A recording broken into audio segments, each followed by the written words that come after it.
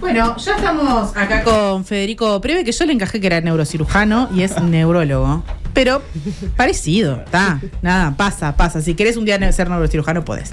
No pasa nada. Bueno, no, estamos acá con Federico Preve, neurólogo, ahora diputado electo por el departamento de Canelones. Bienvenido, Eduardo, ¿cómo estás? Eduardo. Segundo error del día. Estoy despedida. Estoy muy bien, muchas gracias por la invitación. Ya me dijeron que iban a tener errores para hacerlo más ameno a esto. Increíble. Más cómodo. Bueno, Federico está acá en el marco de una columna de salud mental que, bueno, haremos todas las semanas en la medida de nuestras posibilidades. ¿Soy el más indicado para esta columna? ¿Vos crees que lo sos? Por la salud mental, digo.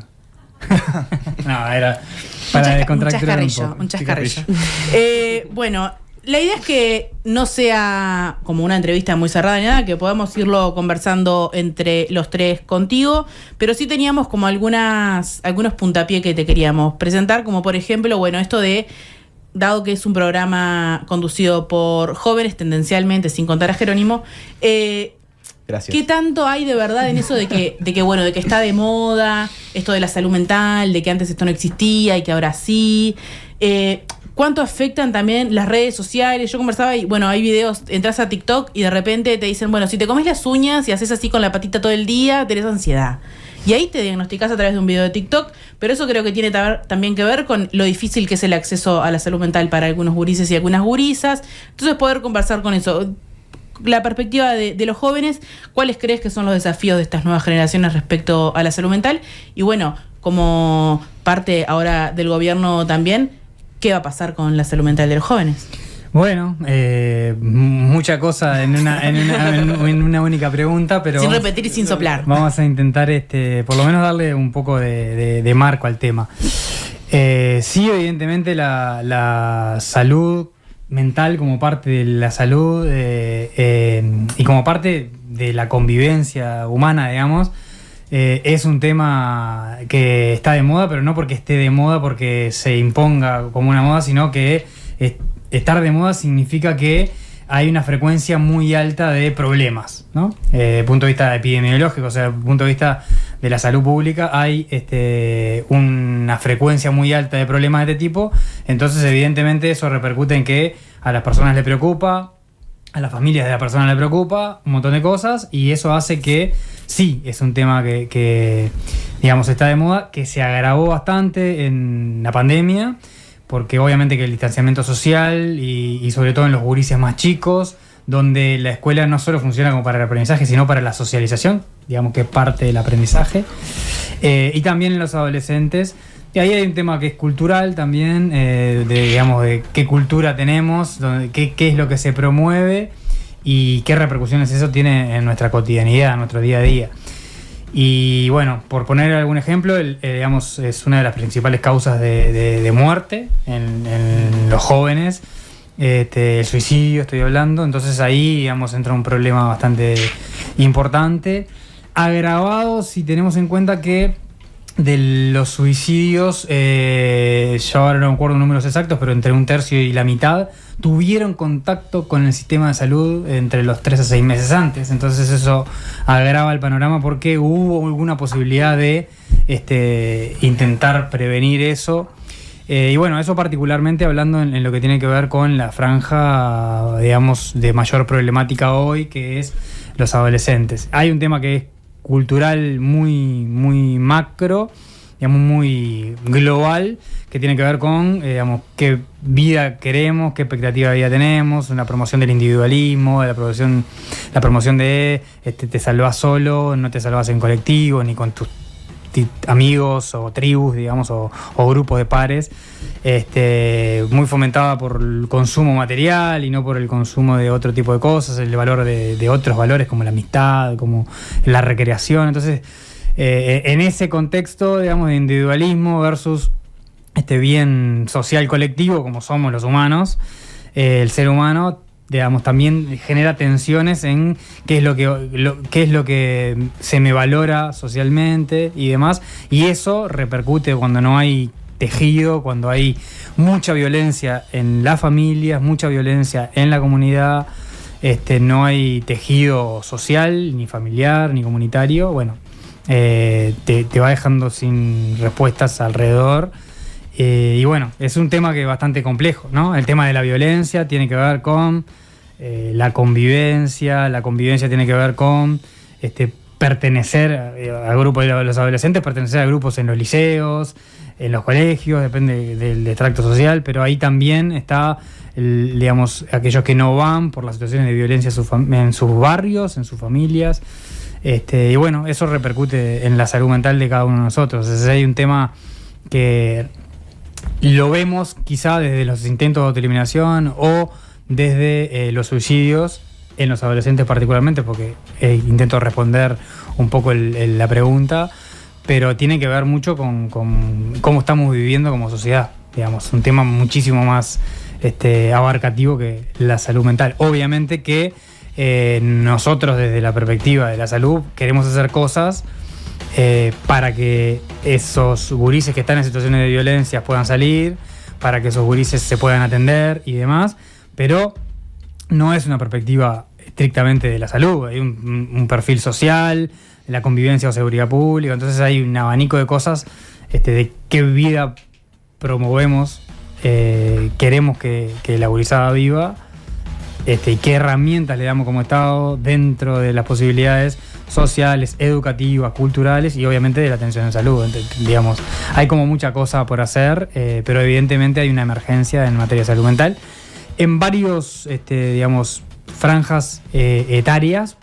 En los adultos mayores también, la soledad es un problema importante. Ahí no es la protección social ni los vínculos de estos de violencia que estamos viendo. Hay otra violencia, que es la violencia económica y demás, pero bueno, en los adolescentes es básicamente esto.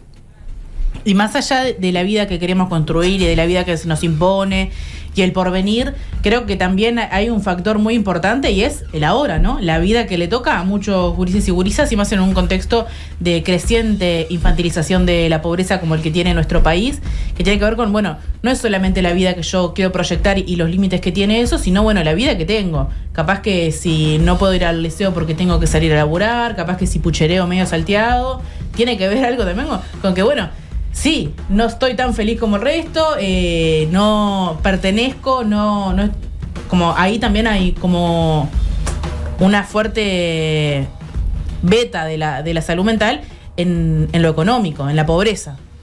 Sí, hay factores que tienen que ver con diferentes tipos de violencia, ¿no? Tenemos, digamos, las cuestiones que cuando uno habla de violencia, habla las más duras, digamos, o las que más se visibilizan, son las violencias intrafamiliares, la violencia de género, el abuso. Eso genera muchas repercusiones en la salud mental. Después está la violencia no solamente familiar, sino la violencia en la comunidad, y ahí emergen, digamos, hay una nota de este fin de semana del Observador que es muy elocuente, cómo el narco, cómo los grupos y cómo la sociedad se armó en base al mercado negro del narcotráfico y demás, cómo está repercutiendo en los asesinatos o en las muertes de niños baleados, y eso habla de violencia comunitaria en el sentido de, bueno, digamos, primero las armas dentro de la familia, dentro de muchos contextos, digamos, el acostumbrarse a los balazos en algunos barrios o en determinados barrios ya hay, digamos, ni siquiera, digamos, hay muchos contextos. Ese tipo de violencia no permite, digamos, es una amenaza permanente y, digamos, genera muchas ansiedades, mucho miedo, terror. Y eso también repercute en el desarrollo de los gurises. Y después tenemos otras violencias que son menos duras, digamos, pero que, como mencionabas vos, ¿no? El no tener para comer, el no tener, el vivir totalmente hacinados, la violencia familiar directa, que se ve en muchos casos, el no tener un techo adecuado, vivir entre el barro, la tierra, aguas servidas, el vivir en asentamiento particularmente, todo eso genera un contexto crítico de necesidades, digamos, donde se vulnera de alguna forma derechos básicos de una gurizada importante, particularmente según mediciones hay 1 de cada 5 niñas, adolescentes que vive en situaciones de pobreza, y eso obviamente que va en contra de un desarrollo razonable desde el punto de vista educativo, desde el punto de vista del tiempo para la recreación y todos elementos que hacen al desarrollo normal cognitivo, comportamental, psíquico de esos gurises. Entonces, y además hay como 2 etapas. Los psiquiatras infantiles y los psicólogos lo mencionan como la etapa inicial de 0 a 3 años, donde el desarrollo del cerebro en estructura, digamos, el árbol crece, el cerebro crece y aumenta su volumen y sus conexiones y demás, y otra etapa donde el árbol se poda, donde se elige más o menos cómo se genera la personalidad, el comportamiento, que es en la adolescencia. Entonces, esas 2 etapas hoy están signadas por la violencia, por la deserción escolar, por el ausentismo, y bueno, estamos, digamos, en términos futuros, perdiendo un poco a esa gente, y tenemos que recuperarla. Entonces, para recuperarla tenemos que darle protección social, que es uno de los elementos centrales del nuevo gobierno, dar una matriz de protección o consolidar la matriz de protección social, intentar de alguna forma sacar porque el narco y el mercado negro también absorbe en esto de la inmediatez actual a es el ejemplo, adolescentes. Es, ¿sí? El ejemplo, ¿no? El ejemplo del barrio, muchas veces. Ahí va, empodera a adolescentes con respecto a sus pares y da dinero fácil y los saca, digamos. Además que también ahí a las adolescentes también las pone en muchas circunstancias de trata de personas, sí, de riesgo, prostitución, y bueno, y eso te saca del ámbito formal, no solo te saca del ámbito formal, sino te expone a situaciones de violencia, y bueno, y eso el Estado debería generar más peso político para bueno, disputar ese terreno, particularmente ganar en la cultura y no en esas otra cultura que se genera en la cultura de socialización en tejido social y protección social. Pero bueno, eso es más o menos cómo vemos la situación global hoy, ¿no? No, me ibas a hacer una pregunta, me parece. No, que la forma de relacionarse también, porque los jóvenes tienen como en primera... la primera forma de relacionarse es a través de la violencia. A veces cuando tienen un conflicto o algo, el hecho de a veces charlarlo, a veces yo trabajo con gurises de contexto crítico, y la forma de relacionarse siempre lo primero es la violencia, es como el bardo. Y como que no están acostumbrados a decir, bueno, esto se puede solucionar de otra forma, hay otra variante, como que están acostumbrados a todo este contexto que vos decías de, bueno, familiar, el barrio, tener como referentes a veces al micronarco ese que hay. Es eso, es como que ante la primer reacción es violencia, y capaz que violencia desde verbal hasta, bueno, obviamente, después las cosas que vemos, pero es como que es la forma que tienden a relacionarse, y estaría bueno que empiecen como que empiece a cambiar eso de alguna forma, porque es lo que después todo el mundo ve en las noticias, como quien dice. Sí, ahí hay el proceso, el ser humano como animal, ¿no? Ha desarrollado culturalmente las capacidades, mecanismos adaptativos. Y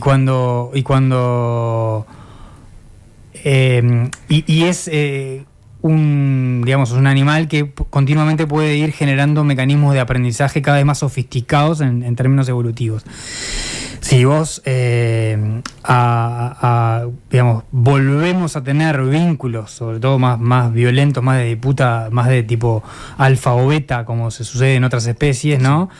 Y el mecanismo que utilizamos para resolver problemas es el mecanismo de la fuerza, el mecanismo de la disputa, el mecanismo físico, y no el mecanismo más intelectual de generar consensos más culturales, más... Bueno, evidentemente, ¿no? A las respuestas más imperativas y más básicas, si uno aprende eso, aprende y aprehende, porque lo toma de sus vínculos cercanos, va a resolver los conflictos de esa forma. Si uno en su marco, como puede suceder en los procesos educativos, donde generalmente cuando hay conflictos en las escuelas, o las maestras, o las practicantes, o demás, median, explican, generan otra forma de vincularse y de entender, de empatizar cómo piensa el otro, de generar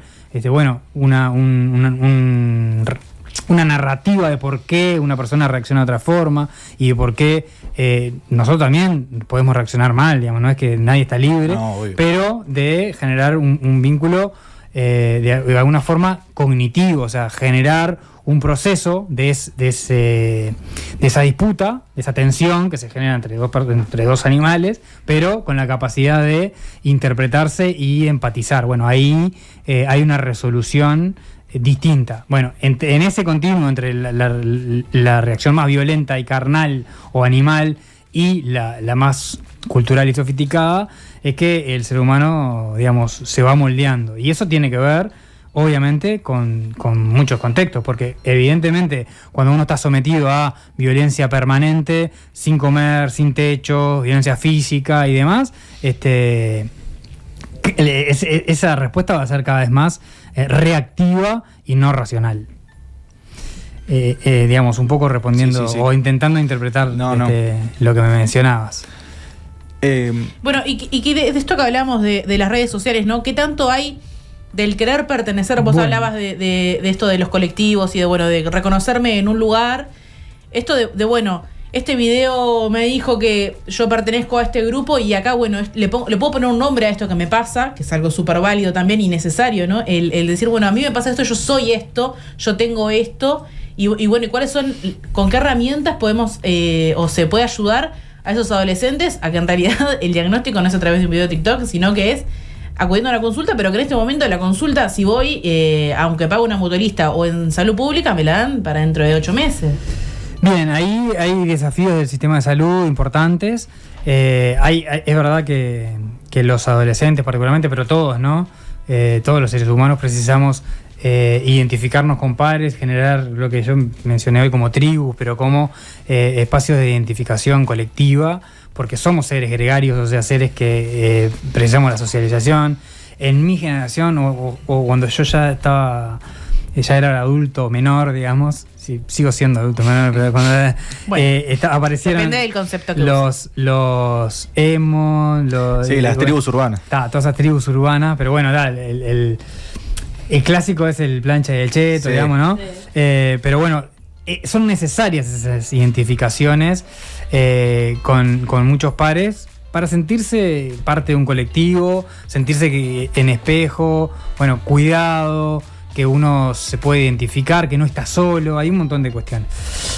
Con respecto a la depresión, la ansiedad y un montón de cosas que sienten muchos gurises y a la atención, yo creo que tenemos que cambiar un poco el modelo exclusivamente psiquiátrico que tenemos de atención. Esto no implica no solo en las enfermedades más crónicas, severas, como los trastornos, por mencionar uno muy conocido y que genera mucho aislamiento social, como la esquizofrenia, sino en enfermedades mucho más frecuentes como la ansiedad o como la depresión. Yo no estoy muy de acuerdo con la identificación de la enfermedad a través de cuestiones de las redes sociales, pero a veces, sobre todo porque, digamos, cualquiera te sube un video y no depende de la calidad de lo que diga, sino de la repercusión de que tenga el que lo diga, pero estamos viviendo un poco en esa época, hay que tener cuidado. Sin embargo, como clínico también a veces te vienen con consultas, muchas son descartables porque se basan en eso, pero también en eso está bueno que las redes pongan y empiezan a hacer que la gente también empiece a, yo vi esto, tengo esto, ¿no? Yo sé que, no sé, muevo la piernita, me como las uñas y se me desvía la atención y no sé qué. Entonces me interesa saber si tengo esto o tengo otra cosa. Entonces a eso entiendo a una consulta médica. Sí, es un poco así, pero también, por ejemplo, te dicen, no, tengo síntomas del espectro autista.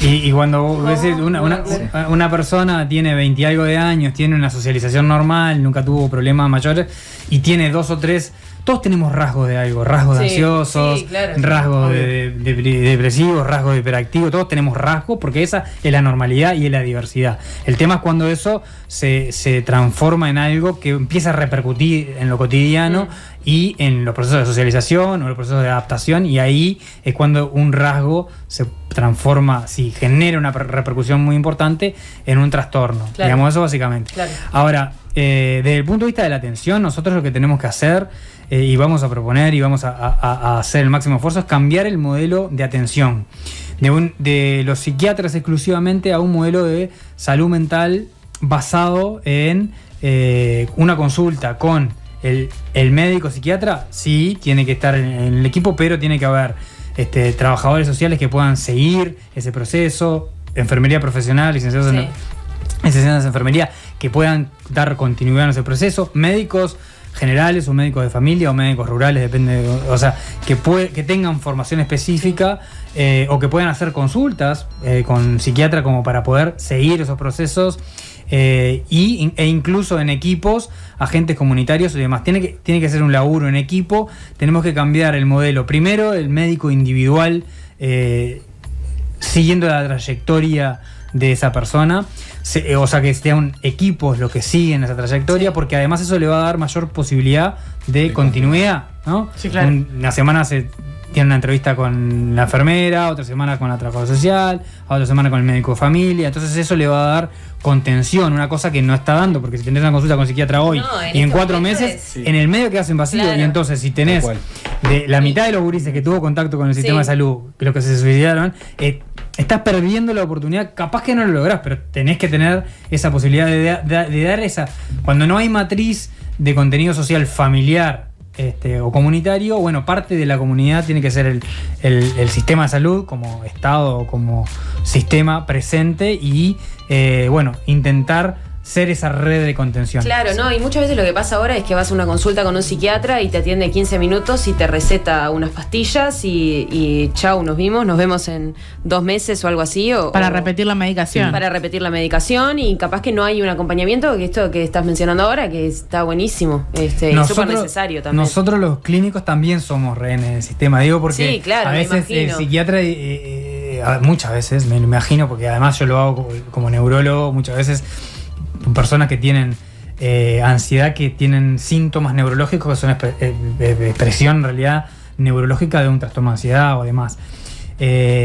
Uno intenta buscar la solución, pero sabe que esa persona no va a poder tener un contacto con el sistema de salud en 2, 3, 6, 4 meses, no sé 6, pero entonces también a veces opta por la medida farmacológica cuando no tiene otras herramientas para poder ayudar a esa persona. Entonces, o lo dejo lo menos peor sin nada, es esto, o lo dejo, bueno, a veces le doy una medicación para intentar que esa medicación en el plazo de 15 a 30 días pueda hacer algún efecto, y ese efecto, digamos, ser sostén de ese trastorno de ansiedad o de ese trastorno depresivo o con sintomatología neurológica en el caso. Entonces, los médicos clínicos también a veces somos rehenes de esas propias vacíos de sostén del sistema. Entonces, si cambiamos un poco el modelo de atención basado en el modelo interdisciplinario, esto que suena bien, lo que precisamos es enfermería profesional, trabajadoras sociales, psicólogos me olvidé en la mención y pido disculpas, porque son esenciales. Esenciales. Sí, total. Y agentes comunitarios. Por ejemplo, en esto de gurises o atención en gurises que tuvieron intento de autoeliminación para que no se suiciden, porque es así, hay muchas organizaciones de familiares de pacientes que se quitaron, de gurises que se quitaron la vida, de madres, sobre todo son madres o abuelas, de gurises y gurisas que se quitaron la vida, que quieren trabajar desde el punto de vista social para que no le suceda a otros. Quieren colaborar. Sí, claro. Este trabajo comunitario, incluso en alguna de las charlas que hicimos en campaña, una piba dijo, porque yo capaz que me abro mucho más si hablo con alguien con el que yo me pueda sentir identificado. Entonces, la participación social es central también en estos tipos de... Eso sí, de vuelta también, porque además también ayudas al familiar o sea, el sin familiar, duda, también sin duda, pero el familiar que está ahí hizo quiere un colaborar. duelo y un proceso y quiere, digamos, intentar ser parte de Sí, la claro. solución para el problema del resto. Entonces, esto del laburo en equipos, hasta que no cambiemos eso, podemos tener miles de esfuerzos presupuestales, más psiquiatras, etcétera, pero no es ni con psiquiatras ni con exclusivamente con médicos. Entonces, No, claro, claramente una forma que no está funcionando que hay que modificar. el sistema mutual no lo promueve. Algunos indicios hay en ACE, pero tiene que ser un eje, digamos, tabla rasa en todo el sistema de salud y de cercanía en el territorio.